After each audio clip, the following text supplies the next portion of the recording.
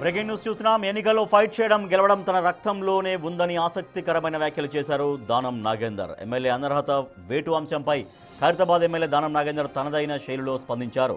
రాజీనామా ప్రస్తావన ఇంకా రాలేదని, సీఎం రేవంత్ ఆదేశిస్తే రాజీనామా చేయడానికి తాను సిద్ధంగా ఉన్నానని అన్నారు దానం నాగేందర్. తనకు ఎన్నికలేమీ కొత్త కాదని, ఇప్పటికి 11 ఎన్నికల్లో కొట్లాడిన చరిత్ర తనకు ఉందన్నారు దానం నాగేందర్. ఖైరతాబాద్ నియోజకవర్గం హిమాయత్ నగర్లోని పలు అభివృద్ధి పనులకు శంకుస్థాపన చేసిన దానం నాగేందర్ ఈ వ్యాఖ్యలు చేశారు. అనర్హత కేసు విషయంలో సుప్రీంకోర్టులో వాదనలు నడుస్తున్నాయని, తన వైపు నుంచి కూడా వాదనలు వినిపిస్తామని అన్నారు దానం.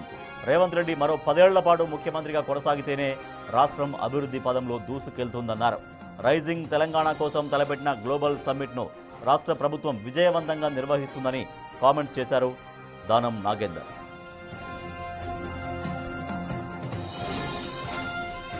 సంబంధించినటువంటి అన్ని వివరాలు కూడా నేను మళ్ళీ సుప్రీంకోర్టులో కూడా నా యొక్క వాదనని కూడా నేను అప్పీల్ చేయడం జరిగింది.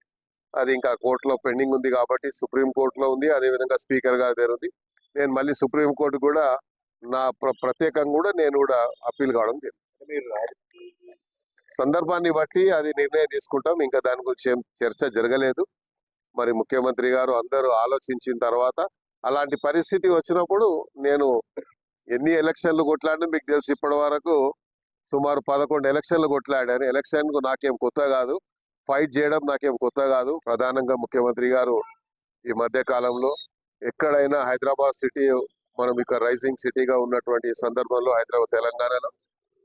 తెలంగాణలో ఇన్ని అభివృద్ధి కార్యక్రమాలు ఒక పక్కన జరుగుతూ ఉంటే, రేపు 8-9వ తారీఖు నాడు గ్లోబల్ సమ్మిట్ తో పాటు రైజింగ్ తెలంగాణ సంబంధించినటువంటి ఎన్నో అంశాలని అక్కడ ప్రస్తావించబోతున్నారు ముఖ్యమంత్రి గారు. కాబట్టి రైజింగ్ తెలంగాణ అంటే ఎలా ఉంటుందో చెప్పాలని, 3 ట్రిలియన్ రాష్ట్రానికి చేర్చాలని ఒక సంకల్పంతో పోతున్నటువంటి ఈ తరుణంలో ప్రధానంగా అభివృద్ధి మీద అందరూ కూడా కార్యకర్తల దృష్టిని కేంద్రీకరించాలని కోరుకుంటూ, ఏ రకంగానైతే మన రాష్ట్ర ప్రభుత్వము ఈ రాష్ట్రాన్ని 3 ట్రిలియన్ రాష్ట్రంగా తీర్చిదిద్దాలని ప్రయత్నం చేస్తున్నారో, మనం కూడా అందరూ అందులో భాగస్వాములై గ్లోబల్ సమ్మిట్ కు వస్తున్నటువంటి ప్రతినిధులందరికీ, పెట్టుబడి పెట్టడానికి వస్తున్నటువంటి మల్టీనేషనల్ కంపెనీలకు కూడా మేము మనస్ఫూర్తిగా స్వాగతం పలుకుతాం.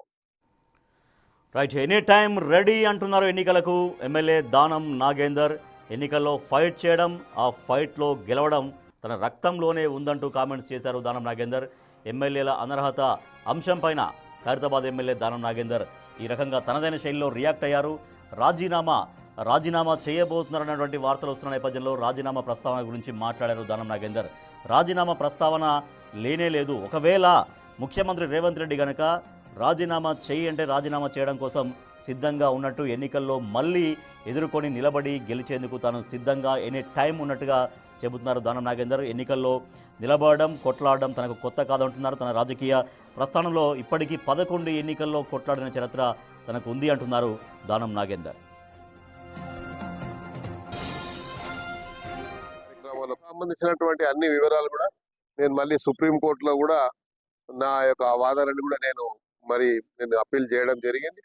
అది ఇంకా కోర్టులో పెండింగ్ ఉంది కాబట్టి సుప్రీంకోర్టులో ఉంది, అదేవిధంగా స్పీకర్ గారి దగ్గర ఉంది. నేను మళ్ళీ సుప్రీంకోర్టు కూడా నా ప్రత్యేకంగా కూడా నేను కూడా అప్పీల్ కావడం జరిగింది. సందర్భాన్ని బట్టి అది నిర్ణయం తీసుకుంటాం. ఇంకా దాని గురించి ఏం చర్చ జరగలేదు. ముఖ్యమంత్రి గారు అందరూ ఆలోచించిన తర్వాత అలాంటి పరిస్థితి వచ్చినప్పుడు నేను ఎన్ని ఎలక్షన్లు కొట్లాడినా మీకు తెలుసు, ఇప్పటి వరకు సుమారు 11 ఎలక్షన్లు కొట్లాడాను. ఎలక్షన్ నాకేం కొత్త కాదు, ఫైట్ చేయడం నాకేం కొత్త కాదు. ప్రధానంగా ముఖ్యమంత్రి గారు ఈ మధ్య కాలంలో ఎక్కడైనా హైదరాబాద్ సిటీ మనం ఇక రైజింగ్ సిటీగా ఉన్నటువంటి సందర్భంలో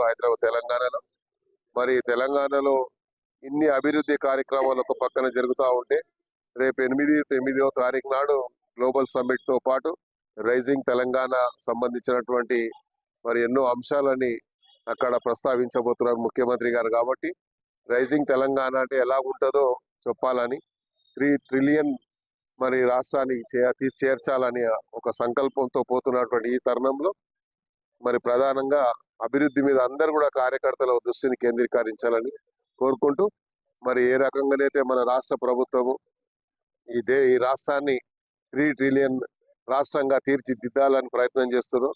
మనం కూడా అందరూ అందులో భాగస్వాములై మరి గ్లోబల్ సమ్మిట్కి వస్తున్నటువంటి ప్రతినిధులందరికీ పెట్టుబడి పెట్టడానికి వస్తున్నటువంటి మల్టీనేషనల్ కంపెనీలకు కూడా మేము మనస్ఫూర్తిగా స్వాగతం పలుకుతాం.